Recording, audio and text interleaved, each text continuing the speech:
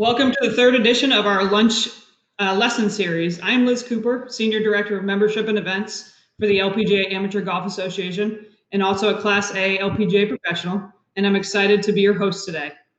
First, we'd like to thank one of our partners, NEC, for providing this web platform, Univerge Blue, which we're using to host the series of lunch lessons. This platform allows you to ask questions and let us know what you think by dropping in a thumbs up or a smiley face when you feel like it. So when you're ready, go ahead and let us know if you're here and you're listening. Another great feature of this platform is that we will be able to share tips, all the tips from Kay and Gia with you after the presentation. So don't worry about taking notes today. So if you're feeling the need for speed and increased distance, then today's lunch lesson is for you. Before we jump into how to hit it further, I'd like to take a moment and introduce you to today's guest. Kay Cockerill, who's coming to us from her home in San Francisco, and Gia Bocra, who's a Class A LPGA professional who is coming to us from her beautiful backyard in New Jersey. Kay Cockerill, as most of you know, is a longtime LPGA Tour member, Golf Channel analyst, and on-course commentator. Kay, thank you so much for being here for the third edition of Lunch Lessons. Happy to be here. Thanks. Gia is a Class A LPGA professional with over 20 years of teaching experience.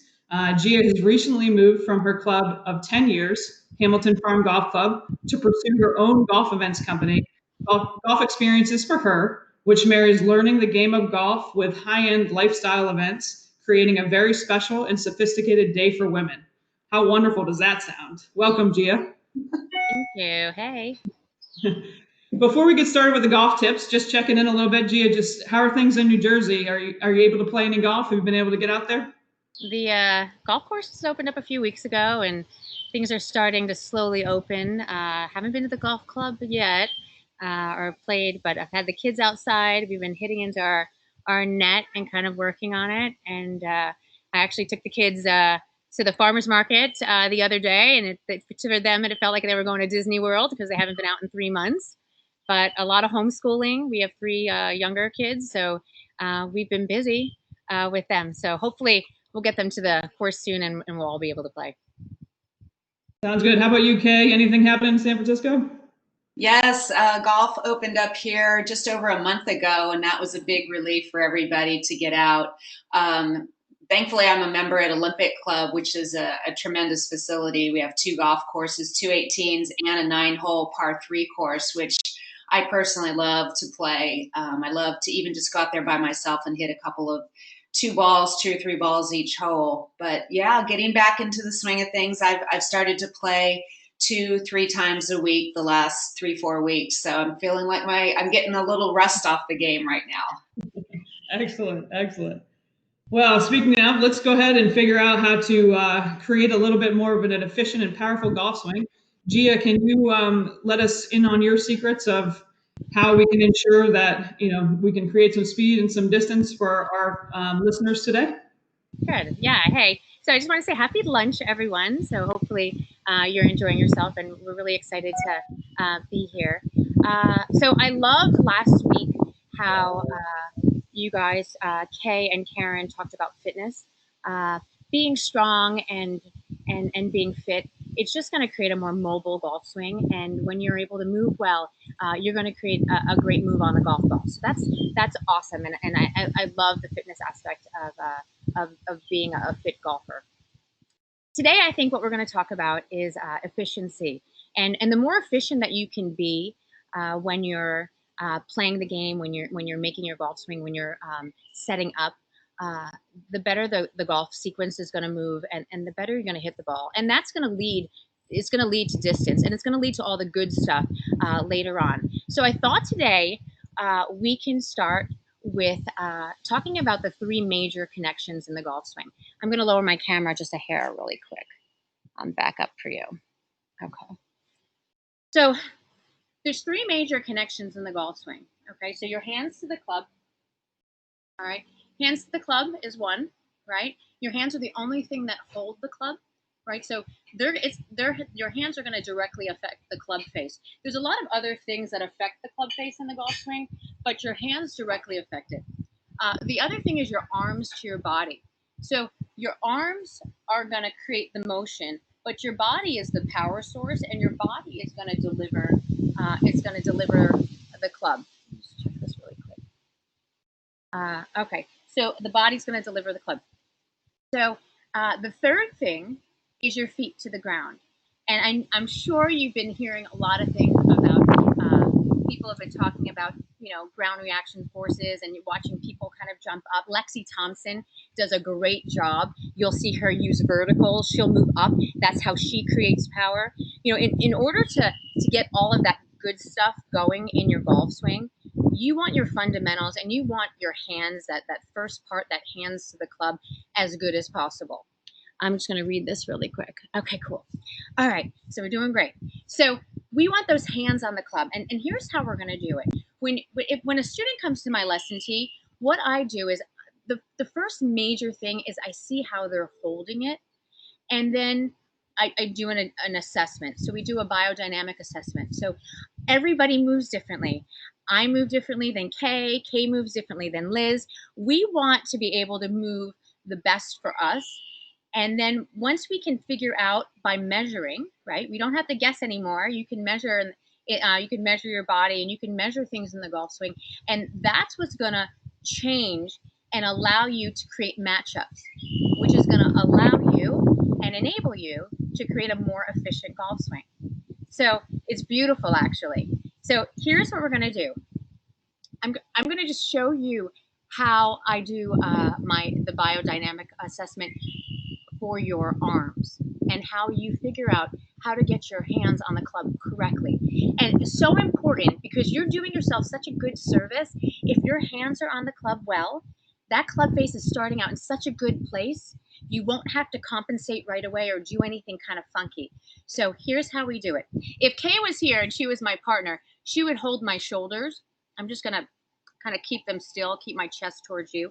And all you would want to do is you would want to feel your arms swing back. Now, I'm a right-handed golfer. This is my target hand.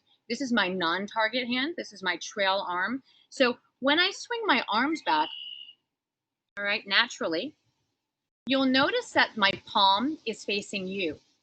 I'm what's called a side-on golfer.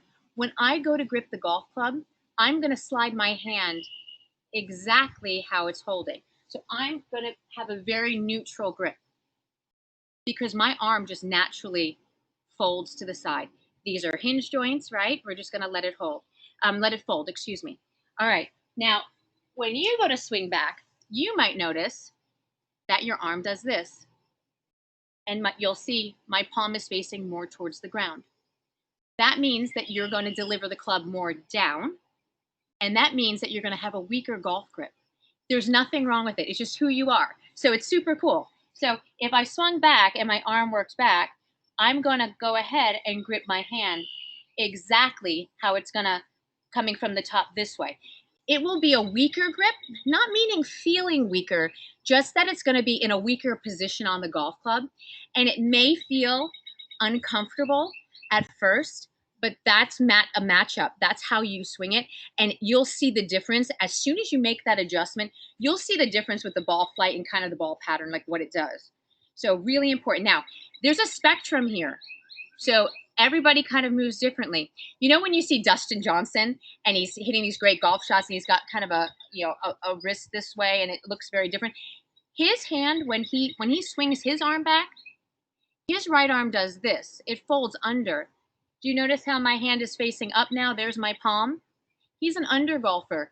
He's going to grip the club very strong.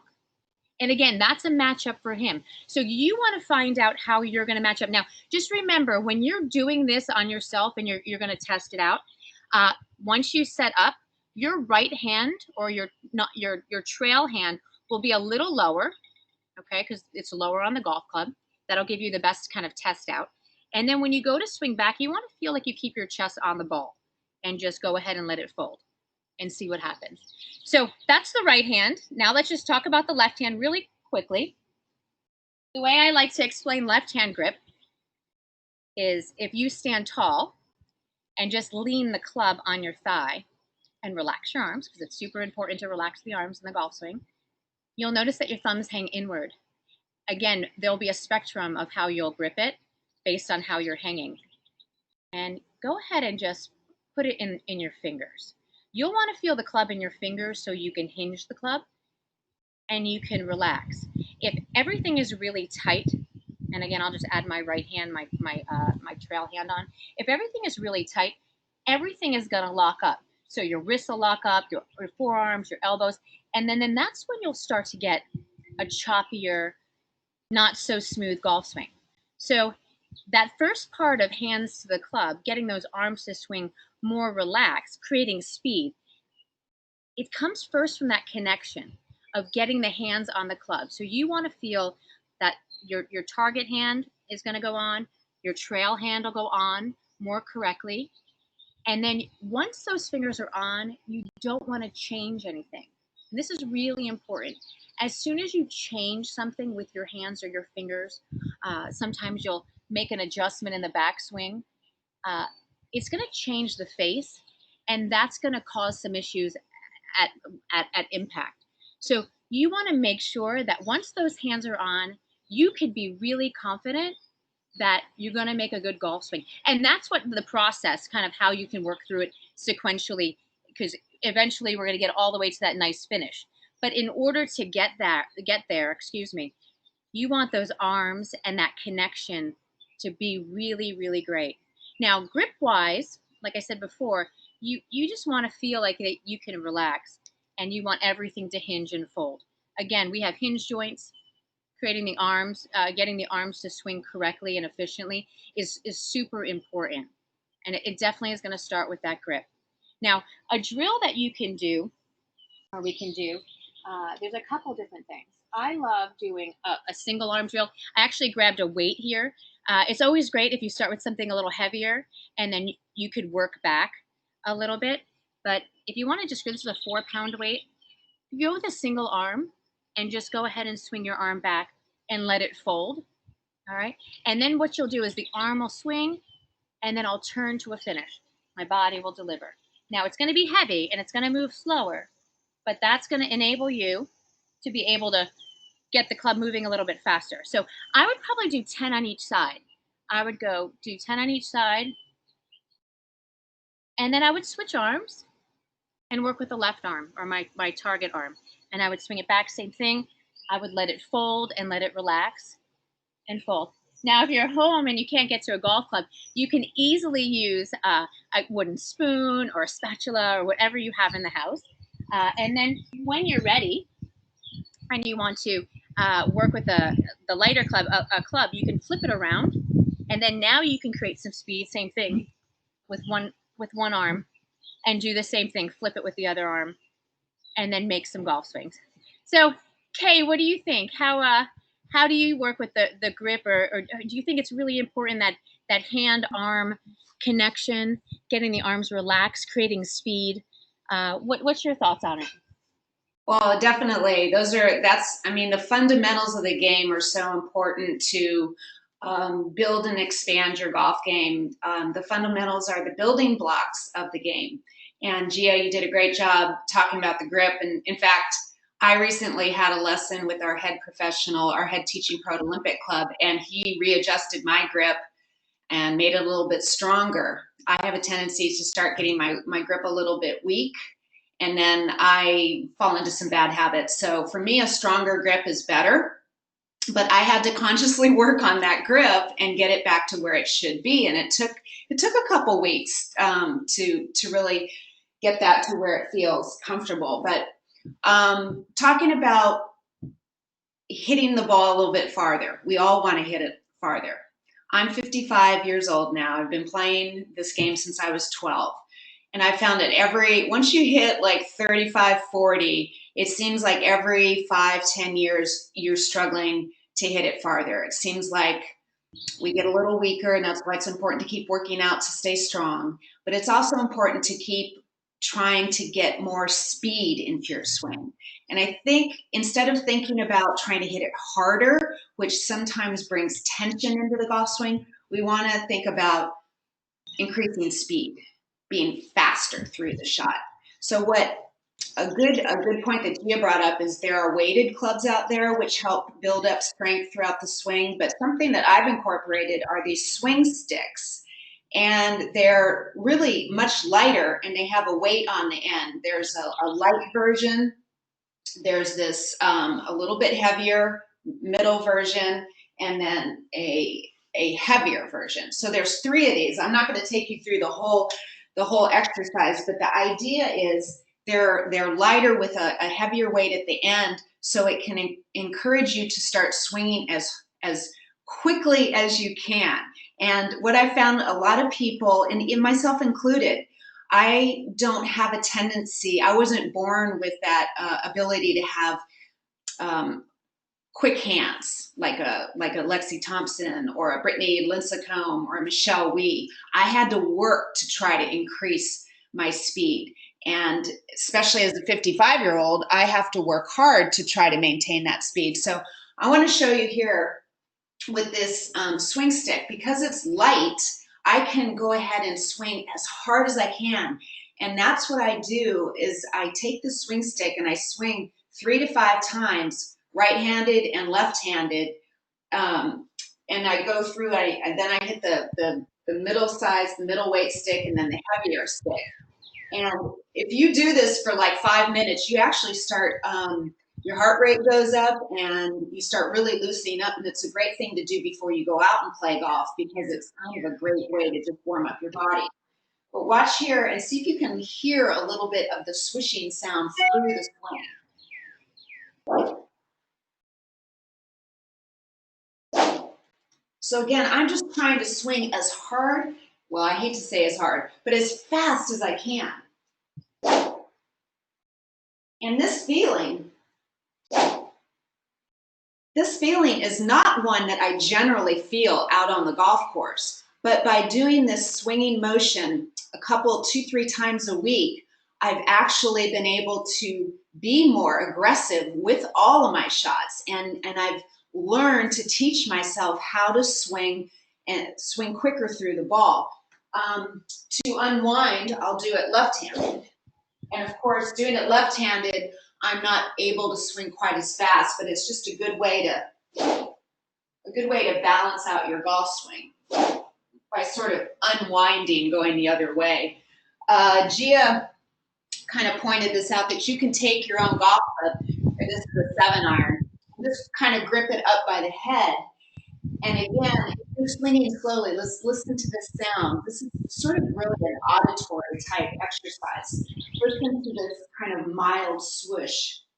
You kind of hear a woof. That's a slow swing. Kind of just gently, like, it almost feels like you're going through water. Now if I bring it up a few notches, and when you hear that real whoosh, you know that you're creating some speed. And that's instant feedback that you've accelerated and you're gaining some speed. Now, of course, there's a lot of there's a lot of forces that come into increasing your swing speed. But I think if you just focus on trying to swing a little more aggressively and get out of your comfort zone, it's really going to help. It's really going to help your ability to increase your club head speed. And if you can get your club head speed up, every mile per hour that you increase your club head speed, you're gaining roughly 2.5 yards. So there's definitely an equation there. So if you can ramp up your club head speed 5 miles per hour, you're going to gain, 15 yards off the tee. And who doesn't want 15 yards off the tee? Because if you can hit it farther, then you're going to have less club in to the green and be able to attack the hole location. So, there's a lot of players on tour that weren't gifted with that high swing speed at birth. So they've had to work hard on it, and they work hard on it by getting their body stronger. They even have specific exercises like taking a medicine ball. I'll just show you right here. A lot of players these days are taking medicine balls. This isn't one, but you can find one that's 5 to 8 pounds, and you start throwing the medicine ball against a wall as hard as you can. And there's another thing that you can do to increase the body motion that then increases the club head speed through the ball. Of course, I wouldn't say that you should throw a medicine ball into your wall in your house. You probably have to use that in a gym or go to a play yard or something like that. But you can go online and find just a whole array of exercises to help increase your speed of your body through the shot, which then increases your club head speed through the shot. But I love these swing sticks, and I highly recommend getting them. Liz, I see you there. I'm here. Awesome information. We're always looking to increase that club head speed. Yeah, exactly. That whoosh drill where you turn the 7-iron upside down, one of my favorite drills. It's so great to hear that, the whoosh, and you can actually really tell when you're starting to swing it faster. We do have one question for you, Kay. Who do you think on tour looks effortless but gets maximum club head speed most efficiently? Wow. Probably the first swing that comes to mind is Amy Yang. She's probably close to 5'9", 5'10". She's pretty solidly built, but just really elegant in her manner. And she has probably one of the most beautiful, full rhythmic swings that I've seen on the LPGA Tour. And she just hits it solid and gets a good sneaky amount of distance out of her swing for sure. When you watch Lexi Thompson, like Gia had mentioned, or Laura Davies back in the day, she swung in a similar manner. I mean, they went after it with their full body, and they come off the ground, and it looks like they're going to hit it a long way, and they do hit it a long way. But someone like Amy Yang, she definitely has a more quiet, elegant approach, much like an Ernie Els, who was always considered probably one of the most smooth, simple swings, the Big Easy, and he hit the ball a long way too. Sneaky long, right? That's the term, sneaky long. Gia, one question for you. How do you engage your whole family in the game of golf? How do I engage them? Well, they know that mommy plays golf and mommy teaches golf, so they're interested, they're curious. We have them playing a variety of sports. I think, I believe good golfers, great golfers, come out of a multi-sport background. So I'm not gonna, have them only doing one thing. We were talking earlier about the speed aspect of kids and kind of what we do with kids to kind of get them creating more speed, or not even creating more speed, but they just do it automatically. So I'll tell my kids, I'll give them a club and set up the net and go to the driving range. I'll just say, hit it as hard as you can. Hit it as hard as you can. I'll get their hands on as best as I can, and I'll say, just go after it. They'll figure out how to balance. They'll figure out how their body works. But you can't, the training, like Kay said, that creating the speed, especially for women, you'll never see women like just naturally get out there and just, go out of their shoes. We're more concerned with, are we going to fall over? What does our body look like? Do we look awkward? Is something going to happen? You want them to be able to, go after it too. So being able to just, have that mentality, and maybe those speed sticks were great. Just making those swings, I think it's really important. Get yourself, become uncomfortable, or become comfortable with being uncomfortable. Right? We've heard that a bunch of times, and that's really important in the game of golf. Awesome. A couple more audience questions. Can one of you guys demonstrate a weak, strong, and neutral grip? Maybe Gia, that'd be great for you since you've got some golf clubs there. Yeah, great. Let's see, I'll lower this just a little bit so we can see. Okay. So again, I'm a right-handed golfer. So this is my my trail arm. So a neutral grip would be basically side on. So if you just took your palm of your hand and kind of slid it directly across, that would be a neutral grip. Gia, can you move that a little closer to the camera? Just come on, yeah, so they can see. Yep. Can you move a little closer? Perfect. Can you see it here? Is that okay, Liz? That's much better. Thank you. Okay. So and important when you're gripping the golf club, you want to remember your thumbs are never down the middle; they're always on the sides of the club. I'll still get a lot of students that'll come and they'll still want to put their fingers down the middle. We definitely don't want to be doing that. So it would be more in the fingers, and you want to feel it. My right thumb would be on the left side of the golf club, and your left thumb would be on the right side. Now for a weaker grip, that would be more on top this way, if my palm was facing the ground, you would see maybe 2 knuckles. You see that on my right hand? Kind of a, let me see if I could do it this way better. You'd see 2 knuckles on my right hand. Okay, that would be more weak. Okay, and that would open the club face a little bit more. Is that coming in? Let's see if I can get closer then. Yep, Kay's helping you out too. So thanks, Kay. Great. There we go. That would be more weak. And this would be strong, more under. See how you see more of my fingers here? Now, vice versa for the left hand, this would be more strong. They're opposites.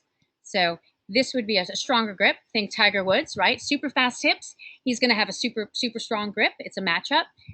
If I would go weak, this way, and neutral. And hip speed has a lot to do with how you can match up your target hand grip, my left hand grip. If you have, medium hips, again, that would be something we would test out. If you had medium hips, you would have more of a neutral grip on that left hand. If you have like slower hips, which again, it's not good or bad. It just means that's who you are, and you want to create matchups. You would have probably a little bit weaker, more neutral grip. Excellent. And one question for you, Kay, before we wrap it up here. Do you need to keep the speed of your backswing the same as your follow through to gain accuracy with swing speed? There's sort of a symmetry to the golf swing, but you basically are you want to create kind of a rhythmic back and through. My rhythm is a little bit slower in terms of I have a wider arc, so it's going to be more like a 1-2 type swing. Whereas someone that's maybe shorter and a little stockier, shorter arms, it might be more 1-2. So overall, there's a nice rhythm to the swing, but it changes a little bit depending on your physicality. But it should be a gradual acceleration. Sort of the main acceleration kind of happens down here at the just before, like it's gaining from here to here, and it's finishing here to here. So your maximum acceleration is happening down here right at the bottom of the swing. So you're gathering the speed at the top, starting the acceleration, and then it increases as it finishes, right? And then your finish just sort of is a collection of that gained momentum, right? And a good point is you really should try to swing only as quickly as you can and maintain good balance. At first, if you're trying to increase your acceleration, you might have trouble holding your finish. But eventually you'll figure out a way to be able to sort of stick that finish, like we say, right? Excellent. Great advice. Well, I know I learned a couple of things already today, and thank you so much to Kay and Gia. I can't wait to get on the golf course and work on my swing speed for sure. We want to leave you inspired today as you head back from lunch. So please enjoy one of the LPGA drive-on stories, which is one of my favorites. Cheryl, can you please run the video?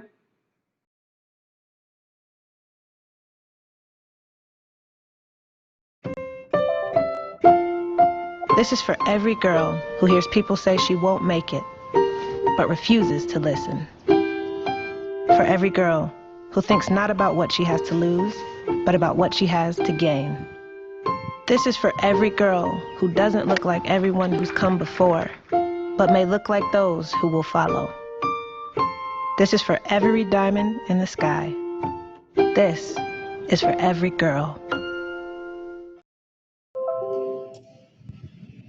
We want to thank you all again for joining us today. As a thank you to both Kay and Gia, we're going to donate to a fantastic cause, the Marilyn Smith Scholarship Fund, that's so dear to the LPGA, and that will allow little girls and women to continue to be empowered and to chase their dreams. If you wouldn't mind, as we finish up the presentation today, hanging out when we're done, and there'll be a survey that will pop up with your feedback. Again, thank you everybody for being on the call today. And again, thanks Kay and Gia, fantastic presentation, and everybody have a great rest of your Tuesday. Bye.